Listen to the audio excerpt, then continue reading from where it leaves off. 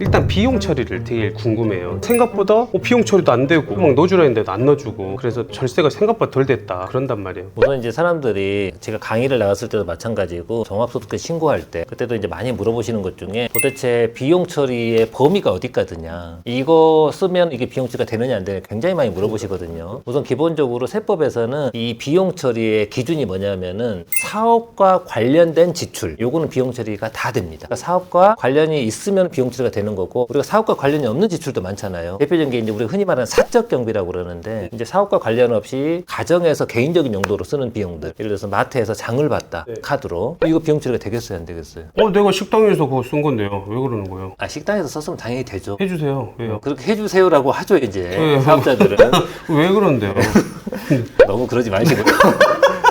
합법을 제가 얘기했죠, 합법. 그러니까 이제 나중에 세무조사를 나오면은 네. 이제 과세 당국에서는 이게 눈에 띄잖아요. 마트에서 이제 산 것들은 이게 식당에서 썼는지 안 썼는지 명백한 것들이 있어요. 그런 것들 중에 이제 식당에서 쓴 건 당연히 경비처리가 되지만은 집에서 썼다고 인정되는 것들은 경비처리가 안 되는 거고, 이런 게 사적 경비예요. 이를테면 테레비 샀어요. 그러면 뭐 공기청정기 샀어. 근데 보세요. TV나 공기청정기를 샀어요. 이게 이제 식당에 설치를 했어. 그럼 당연히 경비 처리가 되겠죠. 만약에 그걸 집에다 설치했어. 그럼 당연히 이제 안 될 거잖아요. 조사 안 나오면 모르는 거네요. 그럼. 그렇죠. 이제 이거는 점검을 했을 때 아는 거고, 점검을 안 하면 이제 모르는 거죠. 근데 여기 이제 세무대리인 입장에서 경비 처리를 해달라고 했을 때 명백하게 이게 누가 봐도 가정에서 썼는 게 눈에 확 띄는 것들이 있어요. 그런 것들은 이제 경비 처리를 못 해준다고 얘기하겠죠. 근데 약간 경계선상에 있는 것들이 있죠. 그러니까. 어떤 부분은 사업과 관련이 일부는 있고 일부는 없는 경우, 대표적인 게 이제 자동차가 하나 샀다고 가정해볼게요, 대표님이. 근데 이제 식당을 본인이 한 2개를 운영을 해요. 그럼 식당에 출퇴근하잖아요. 네. 그럼 이 차 타고 다니죠. 그죠? 그럼 사업과 관련이 있어요, 없어요? 있어요. 있죠. 근데 이 차를 식당에 갈 때만 타나요? 가족끼리 놀러 갈 때 안 타나요? 그럼 일정 부분 또 관련이 없죠. 그럼 이거 어디까지 인정해 줄 거냐? 이런 경우에 보통 세무 대리인들은 통상적으로는 대부분 인정을 해주는 쪽으로 경비처리를 해주죠. 예. 이게 사업과 관련이 없다고 볼 수는 없으니까. 물론 이제 승용차는 그 비용 처리 기준이 따로 있긴 해요. 일반적으로는 사업과 어느 정도 관련이 있으면 경비처리를 해주는데, 누가 봐도 이건 사업과 관련이 없다, 이런 항목들이 있어요. 또 조사 나오면 점검에 바로 걸리는 것들. 이를테면 뭐 명품백을 샀다든지 뭐 이런 것들. 명품백은 뭐 말도 꺼낼 수도 없죠. 예를 들어서 이제 여행 비용 같은 거 있잖아요. 네. 가족끼리 제주도 여행을 갔어요. 제주도 여행을 가면은 이거 사업과 관련이 있을까요, 없을까요? 나 시장조사 간 거예요. 우리 벤치마킹 해야 돼요, 우리. 그건 혼자 가야지 왜 가족끼리 갑니까, 그러면? 애들하고 네. 품평을 해야 될 거 아니에요. 먹어보고. 네. 야, 이거 어찌냐? 짜냐? 맵냐? 네. 이렇게 우리가 웃자고 한 얘기지만. 난 아는 네. 웃으면 안 나오는데, 난. 그래요?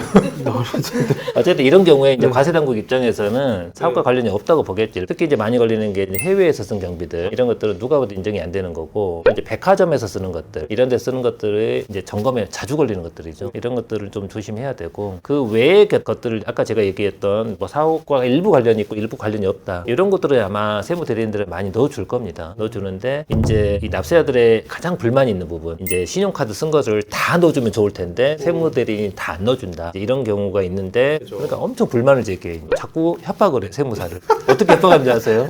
뭐라게요? 기장을 다른 데로 이관한다고 그러면은 이제 부담스럽잖아요. 나랑 같이 장사하는 사람 얘기 들어보니까 저쪽은 경비처리 많이 해준다는데 자꾸 이러면은 다 저리 옮기겠다. 이제 그거 반협박이네. 사실 본인이 합법적으로 하고 있는데 그치. 저쪽은 사실은 그러면 약간 경비를 과다하게 넣어주는 거거든요. 네. 그래서 이제 그 기장 고객을 잡으려면 방법 하나밖에 없어요. 경비를 좀 사적 경비를 넣어주는 거야. 이렇게 해서 이제 넣어줬습니다. 넣어주고 이제 신고를 계속 해 가다가 어느 순간 세무서에 조사가 나온 거예요. 도저히 이 사람이 이 매출액 대비해서 소득률이 되게 낮아. 업종 평균 소득률이라는 게 있어요. 그쵸. 보통 이 정도 식당이나 이런 자영업을 하면 이 업종은 매출액 대비 몇 퍼센트의 소득이 잡히는데 유독 이 사업장이 낮아, 이게. 너무 낮아. 그러니까 네. 그걸 들여다보는구나. 그렇죠. 이제 매출액이 10억이면은 이 업종의 소득률이 예를 들어 15%다, 평균적으로. 그럼 1억 5천의 소득이 발생해야 되잖아요, 그러니까. 경비 제약. 근데 여기는 보니까 한 5천만 원밖에 발생 안 하는 거예요. 둘 중에 하나예요. 아주 무능해서 돈이 막 새고 있거나, 아니면은 매출 누락이 있거나. 매출 누락이 요즘 거의 있을 수가 없죠. 요즘은 신용카드로 거의 다 쓰니까. 이제 또 하나가 경비가 과다하게 들어가 있는 거예요. 업무와 관련이 없는 경비가 들어가 있거나, 때려줬구나. 또는 가짜 경비가 들어가 있고. 매장에서 근무 안 하고 있는 우리 가족이 있죠. 가족이 인건비를 막 집어넣어. 이래서 이제 결국은 점검이 나오거나 조사가 나오거든요. 나중에 나와봤더니 업무와 관련 없는 사적 경비가 엄청 들어가 있는 거예요. 아까 안 넣어준다고 해서 기장 옮긴다고 그랬잖아요. 네네네. 어쩔 수 없이 넣어줬어. 근데 점검이 나왔어. 그럼 이제 추징이 또 많이 나올 거잖아요. 네. 그래가지고 이제 세금이 많이 나왔어요. 그랬더니 이제 또 세무사를 또 불러가지고 하는 거예요. 왜 신고를 이렇게 해가지고 조사가 추징 많이 나오겠냐고. 여기 극한 직업이네. 못 해먹겠네. 그래서 이제 세무사님이 저번에 세금 많이 나오고 해서 그러니까. 경비를 좀 더 넣어준 거 아니냐. 그랬더니 아니 그래도 세금 안 나오게 적당히 넣어야지. 그러니까 이거 감정 노동이 엄청 심하네. 그러니까 이게 적정한 그 선을 타야 되는데 그게 좀 어렵죠. 적당히 적절하게 하는 게 좋구나. 네, 그러니까 너무 과도하게 그렇게 무리하게 경비 처리를 하는 게 꼭 좋은 건 아니다.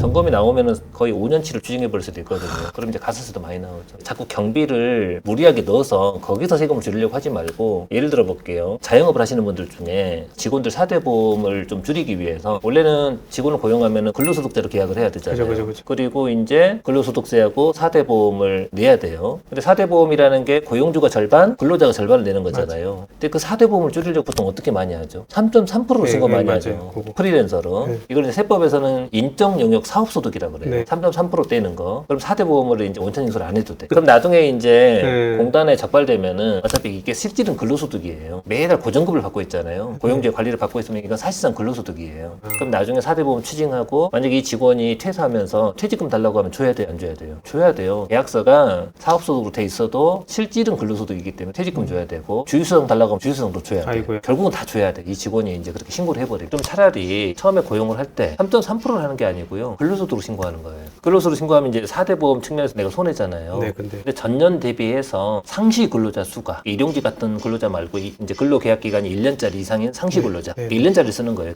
근로계약서를. 상시 근로자 수가 한 명 늘어나잖아요. 네. 한 명 늘어나면은 고용정대 세액공제라는 게 있어요. 아. 고용정대 세액공제, 청년이 아닌 자를 고용하면은 850만 원 세액공제. 이 근로자 숫자가 줄지 않잖아요. 그럼 네. 2년간 더 해줘. 그러니까 850만 원을 3년간 공제받는 거야. 한 명만 이야. 고용을 해도. 야, 그럼 만약에 10명이 늘었다. 네. 8,500인데요? 그렇죠. 이야. 근데 대신에 다음 연도에 줄면 안 돼. 만약 이 사람이 청년이다. 네. 청년은 만 34세 이하를 말하는 네. 거예요. 그러면은 1,450만 원을 공제해줘요. 우와, 더 많다. 네. 만약에 작년에 3명이었는데 올해 청년을 9명을 고용했어요. 그러면은 1,450 곱하기 2 하면 2,900이잖아요. 네. 2,900만 원이 올해 종소세 신고할 때 세액공제가 돼요. 그럼 지방세 290만 원까지 공제가 되니까 3,190이죠. 그리고 이 5명이 2년간 유지가 되잖아요. 그럼 네네. 3,190을 2년간 더 공제해줘. 추가를 안 늘어도, 줄지만 않으면. 우리 사업자들이 근로자들을 네. 계속 일자리 창출을 해내니까 이런 혜택을 계속 주려고 노력하네, 그래도. 이런 걸로 차라리 절세하는 게 낫지. 아까 그 경비 어떻게 막 안 되는 거 집어 넣어달라고 해가지고 또 나중에 이건 추징될 수도 있잖아요. 그러는 것보다는 이런 방법이 훨씬 낫다는 겁니다. 아, 그리고 자영업자 사장님들은 2개, 3개, 4개 계속 늘릴 수 있어요. 그게 또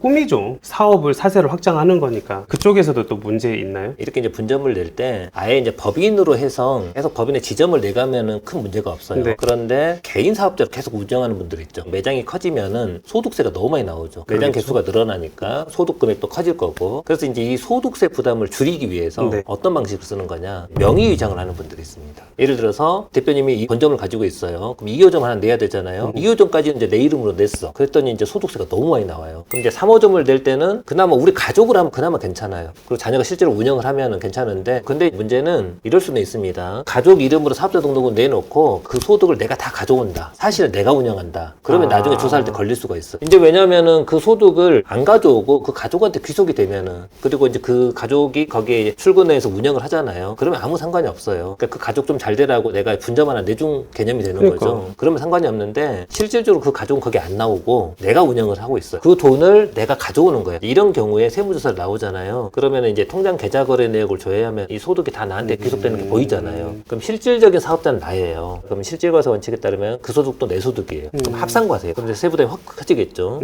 근데 문제는 이제 이렇게 명의를 빌릴 가족이라도 있으면 이렇게 하는 분들이 있는데, 이제 이런 가족도 없는 분들이 있거든요. 가장 많이 하는 게 이제 친구와 또는 종업원들. 그래서 이제 종업원 명의로 생각보다 많이 해요. 왜냐면 그 종업원은 여기서 근무를 하니까. 근데 여기서 이제 문제가 되는 게 이 종업원한테 소득이 가는 게 아니잖아요. 종업원은 그 급여 형식으로만 가거나 일정의 수익금만 가는 거고 나머지 소득은 또 나한테 오는 거잖아요. 그럼 결국은 이게 명의위장이 되는 거예요. 그래서 결국 이 명의위장의 소득이 나한테 들어오는 순간 내 실제 소득으로 봐서 합산과세를 해버리는 거죠. 세부담이 급격하게 늘어나죠. 이런 것도 모르니까 네. 이렇게 할 수 있거든요. 국세청에 계실 분이 아니야. 왜 거기 가고 그러셨어요? 이제 국세청에 있으면은 또 국가 세수 증대에 기여하고 여기 나와서는 또 그거 딴 사람 해도 되잖아요. 그러니까 각자 맡은 위치에서 최선을 다하면 되죠. 제가 봤을 때는 네. 형님은 납세자 포지션이 더 잘 어울려.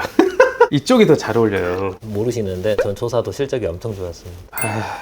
저희 사장님들 저희들이 뭘 지금부터 조심해야 될까요? 가급적 내가 세무조사 대상자가 안 되는 게 제일 베스트잖아요. 근데 만약에 이제 세무조사가 나왔다. 그럼 과세당국은 주로 뭘 보느냐? 예전에는 세무조사를 나가면 뭘 많이 봤냐면 매출 누락을 많이 봤어요. 근데 요즘은 어지간한 자영업자들 그 매장 가보면 카드 매출이 거의 95% 이상입니다. 그러니까 거의 카드 매출이라서 매출 누락이 거의 없어요. 그러니까 조사 나가서 이제 매출 누락을 잡는 경우는 좀 드물고 요즘 많이 보는 게 이제 경비죠. 그 중에 이제 가장 문제가 되는 게 인건비예요. 예를 들어 볼게요. 식당을 하면은 이제 매출이 커지면은 경비 처리할 수 있는 항목이 정해져 있잖아요. 네. 임차료, 그 다음에 재료 매입비, 그 외에 인건비인데 그래서 사람들이 이제 어떤 유혹이 흔들리냐면은 인건비 가공에 많이 흔들려요. 실제로 이 사람이 근무를 안 했어요. 근무를 안 했는데 근무한 것처럼 인건비 신고를 하는 거죠. 그런데 이제 세무조사를 나가잖아요. 네. 세무조사를 나가면 가장 먼저 보는 게 가족 인건비예요. 왜냐면 인건비도 누군가 명의를 빌려야 되잖아요. 근데 명의를 아무나 안 빌려줘요. 그래서 가장 쉽게 빌릴 수 있는 사람이 누구예요? 가족이죠. 그러면 이제 과세 당국에서는 우선 조사 나갔을 때 가족 인건비만 쫙 추려요. 그래가지고 이제 근무하는지 안 하는지 우선 보죠. 우선은 주소를 봐요. 이 식당에서 근무할 수 있는 곳에 있는 분인지 아닌지. 그래서 주소가 예를 들어서 내가 서울에 식당을 가지고 있는데 우리 부모님은 저기 충청도에 살고 있어요. 여기 인건비 신고가 돼 있어. 그럼 이런 거 물어보지도 않고 부인.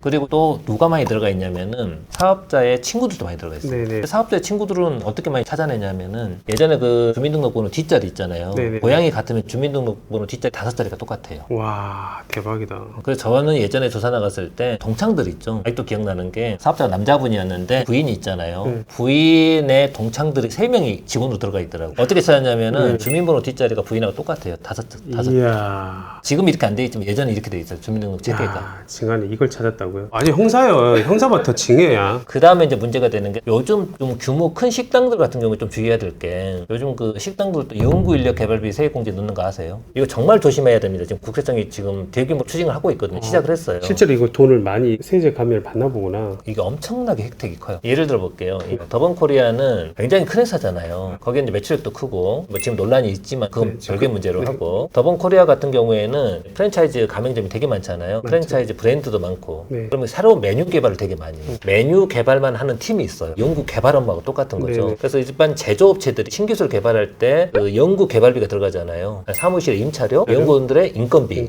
그다음에 재료비 이런 것들을 합해서 연구 개발비라고 그러고요. 네네네. 이 연구 개발비는 세액 공제가 있어요. 그 금액, 그 연구 개발비 전체 총액 거기에 예를 들어서 뭐 10% 네. 또는 뭐 20% 중소기업은 보통 20% 해주거든요. 그래가지고 그 금액을 납부할 세액에서 공제를 해줘버려요. 세액 공제 금액이 어마어마하게 커요. 말 그대로 1억이 들어가면 한 2,500을 2,500을 세액 공제해줘요. 와. 근데 만약에 연구원이 5명 있다고 해보세요. 네네네. 5명이면 1인당 5천만 원만 인건비를 줘도 2억 5천이잖아요. 2억 5천 다른 경비 하나도 없다고 쳐도 거기에 25%니까 6,250만 원. 와. 이게 세액 공제가 되는 거예요. 심지어 매년 돼. 그러니까 제가 아는 코스닥 상장업체는 제가 자문해주고 있는데 1년 매출액이 한 2,500억 정도 되거든요. 네네. 그리고 단기 순이익 대비해서 법인세가 얼마 정도 나오냐? 법인세가 한 25억에서 30억 나와요, 1년에. 네. 근데 여기는 연구개발비 세액 공제 때문에 세금이 하나도 안 내요. 이야. 여기는 진짜 연구원들이 있거든요. 연구원들 한 70명 정도 돼요. 이 연구원도 인건비가 어마어마해. 그런데 이제 문제는 식당에서 아까 제가 메뉴 개발하는 팀 있잖아요. 네. 그 메뉴 개발하는 팀의 인건비가 연구 인력 개발비가 되느냐, 인정이 네. 되느냐. 이게 이제 기재부 유권 해석에서 된다고 나왔어요. 아까 얘기했던 백종원의 그 더본 코리아 같은 데도 실제로 거기는 이제 연구 개발을 많이 하잖아요. 메뉴 개발을. 그러면 그것도 연구 개발 업무라는 거죠. 그렇죠. 그래서 그 관련된 경비가 세액 공제가 되는데 이거를 이제 요즘 전문적으로 컨설팅하는 업체들이 있어요. 많아요. 어떤 식으로 하냐면은 여기 예를 들어 큰 빵집이 있어요. 네. 빵집이 있는데 매출액이 이제 20억. 네. 매출액이 너무 크죠. 네. 그래서 소득세가 많이 나와요. 맞아요. 그런데 어떤 이 컨설팅 업체 사람들 관계자들이 찾아와 요만한 공간 하나 만든 다음에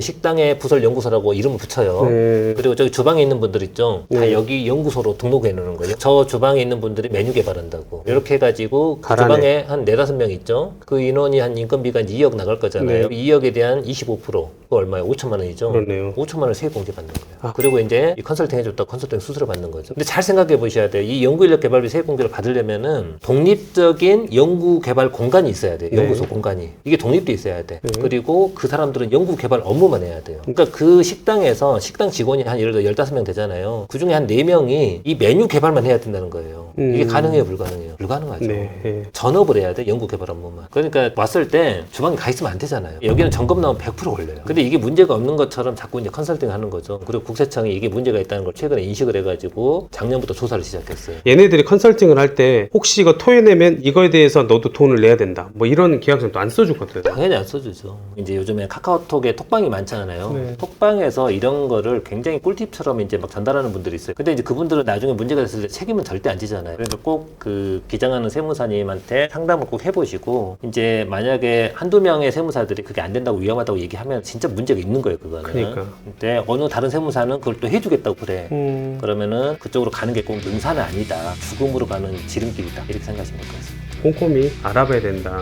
너무 좋은 지적 해주셨어요.